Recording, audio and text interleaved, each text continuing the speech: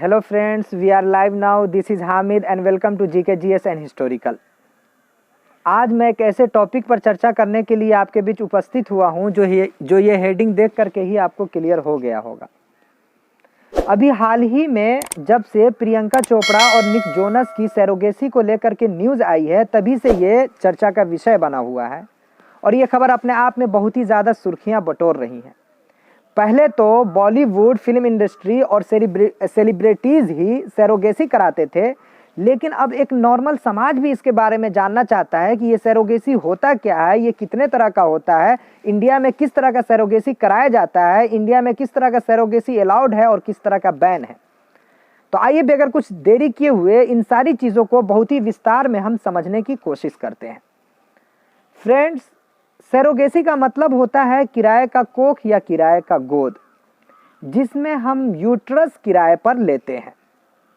इसके अंदर एक ऐसे कपल जिनको बच्चे की ज़रूरत होती है, जिनको चाइल्ड चाहिए होता है, उनसे हम स्पर्म और एग लेते हैं। यानी मेल पार्टनर से हम स्पर्म लेते हैं और फीमेल पार्टनर से हम एग लेते हैं। फिर उस स्पर्म और एग को मिला करके हम एक एम्ब्रियो बनाते हैं।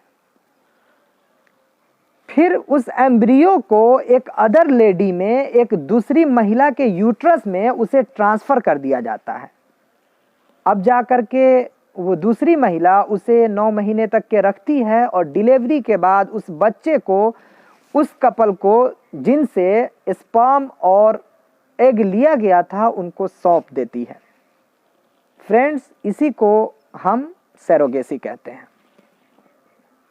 मेडिकल टर्म में ऐसे कपल को हम इंटेंडेड पेरेंट्स बोलते हैं और जो महिला बच्चा जन्म देती हैं उनको हम सरोगेट मदर कहते हैं। अब आइए फ्रेंड्स, हम देखते हैं कि आखिर लोग सरोगेसी कराते क्यों हैं, लोगों को सरोगेसी कराने की ज़रूरत क्यों पेश आती है। तो दरअसल बात यह है कि जो पत्नी होती हैं, जो वाइफ होती हैं, उनके अंदर कुछ प्रॉब्लम्स होते हैं।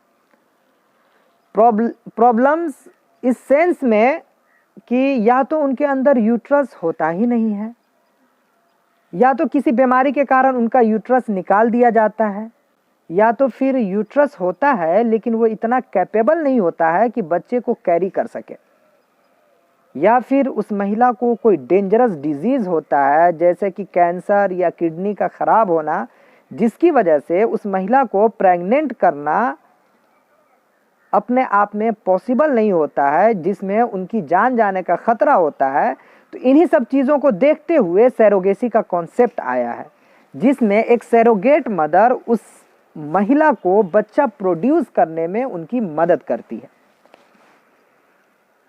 अब बहुत सारे लोगों के माइंड में ये गलतफहमी बनी हुई है। कुछ लोग कहते हैं कि इसमें डॉक्टर किसी का भी स्पर्म एग यूज़ कर लेते हैं और बच्चा पैदा करा देते हैं, बच्चा हमारा नहीं होता है। तो ये सब गलत बात है। हाँ, कई बार ऐसा होता है कि जो स्पर्म और एग जो यूज़ किया जाता है, जो कपल होते हैं उनके इतने लायक नहीं होते हैं, जिसकी वजह से डोनर स्पर्म और एग यूज़ करना पड़ जाता है। तो ऐसे स्थिति में उन कपल को इससे इन्फॉर्म कर दिया जाता है। ऐसा नहीं है कि वो नहीं जान रहे होते हैं। हाँ, उनको ये हरगिज़ नहीं बताया जाता है कि ये डोनेट करने वाले बंदा कौन है, ये डोनेट करने वाली महिला कौन है। आप भी जानते हैं फ्रेंड्स, अगर ऐसा बता दिया जाएगा तो फ्यूचर में ये विवाद का जड़ हो सकता है, इससे लड़ाइयाँ हो सकती हैं। वो इस तरह हो सकते हैं कि वो बंदा उस पे बच्चे का अधिकार जमा सकता है, ये प्रॉपर्टी का दावा कर सकता है। यही सब चीज़ है जिसकी वजह से उनको नहीं बताया जाता है कि ये जो आप डोनेट करने वाले हैं या डोनेट कर रहे हैं, इनको हम किन के लिए यूज़ करने वाले हैं, या जिनके लिए यूज़ किया जाता है उनको ये नहीं बताया जाता है कि ये किस बंदे का है। अब आइए हम देखते हैं कि ये सरोगेसी कितने प्रकार के होते हैं, कितने तरह के होते हैं। तो सबसे फर्स्ट नंबर पे आता है ट्रेडिशनल सरोगेसी। तो ट्रेडिशनल सरोगेसी के अंदर जो इंटेंडेंट फादर होते हैं, स्पर्म उनका यूज़ किया जाता है, और एग की जहाँ तक बात है तो वो सरोगेट मदर का यूज़ किया जाता है। इसमें हम सरोगेट मदर को कहते हैं कि वो अपना एग डोनेट करे। फिर उस स्पर्म और एग को मिलाकर एक अच्छा एम्ब्रियो बनाते हैं और फिर एम्ब्रियो बनाने के बाद उस एम्ब्रियो को उस सरोगेट मदर के यूट्रस में ट्रांसफर और इम्प्लांट कर देते हैं। अब आपके माइंड में एक बात आती होगी कि जो कपल हैं उनके फीमेल पार्टनर से एग क्यों नहीं लिया जाता है जो सरोगेट मदर से एग लिया जाता है? तो एग न लेने का कारण ये होता है कि उनका एग जो है इस लायक नहीं रह जाता है कि जिससे एक अच्छा एम्ब्रियो बनाया जा सके, इसीलिए सरोगेट मदर को डोनेट करने के लिए कहा जाता है। फिर आगे चल करके जो बच्चा पैदा होता है उस बच्चे का संबंध जो है जेनेटिकली उस सरोगेट मदर से होता है।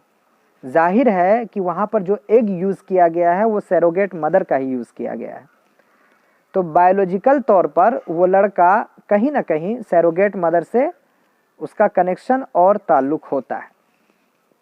अब आइए हम दूसरे नंबर का जो इसका टाइप है, जो ये प्रकार है, वो देख लेते हैं। दूसरा नंबर आता है जेस्टेशनल सरोगेसी का। तो जेस्टेशनल सरोगेसी के अंदर जो इंटेंडेंट पेरेंट्स होते हैं उन्हीं से स्पर्म और एग लेकर के एम्ब्रियो बनाया जाता है। इसी वजह से जेस्टेशनल सरोगेसी के ज़रिए जो बच्चा पैदा होता है उनका संबंध सरोगेट मदर से जेनेटिकली तौर पर नहीं होता है। और तीसरा नंबर आता है कमर्शियल सरोगेसी का।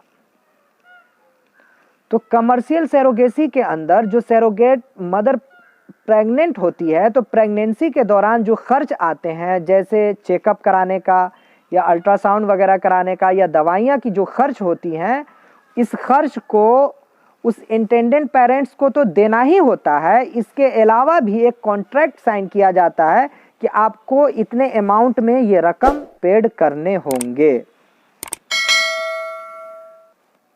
फिर चौथा नंबर आता है एल्ट्रोस्टिक सरोगेसी। फ्रेंड्स याद रखिएगा, ये तीसरा नंबर जो मैंने अभी मेंशन किया है कमर्शियल सरोगेसी, ये इंडिया में अलाउड नहीं है, ये बैन है। क्यों बैन है इसको हम आगे चर्चा कर लेते हैं।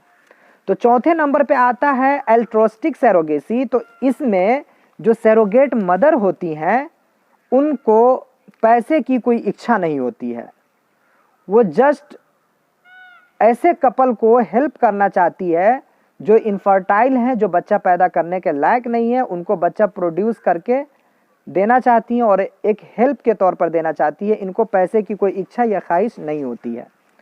हाँ, प्रेगनेंसी के दौरान जो खर्च होते हैं उनको इंटेंडेंट पेरेंट्स को ही देना होता है।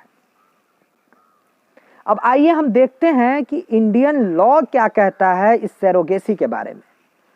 तो फ्रेंड्स 2002 में इंडिया ने कमर्शियल सरोगेसी को लीगलाइज कर दिया था।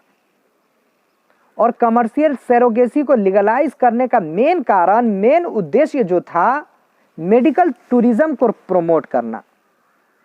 तो जैसे ही इंडिया में कमर्शियल सरोगेसी को लीगलाइज किया गया, उसके कुछ दिनों के बाद धीरे धीरे इंडिया सरोगेसी का वर्ल्ड वाइड हब बन गया। अब पूरी दुनिया में सबसे ज़्यादा सरोगेसी इंडिया के अंदर होने लगे। जो फॉरेनर थे, जो दूसरे कंट्री के रहने वाले लोग थे, वो सरोगेसी कराने के लिए इंडिया का रुख करते थे, इंडिया में आते थे। आने का मेन कारण ये होता था कि अदर कंट्री में सरोगेसी बहुत ही महंगे होते थे, बहुत ही कॉस्टली होते थे।